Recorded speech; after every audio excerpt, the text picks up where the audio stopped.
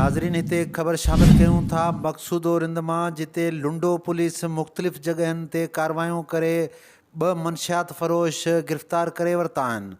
आम ख़बर ॾियूं पिया मक़सूद और रिंद मां जिते लुंडो पुलिस कार्रवाई करे 2 मनशियात फ़रोश गिरफ़्तार करण जी दावा कई आहे। वधीक तफ़सील ॾियण लाइ असां सां लाइन ते मौजूदु आहे मक़सूद रिंद मां MNN TV जो रिपोर्टर ख़ैर मोहम्मद रिंद।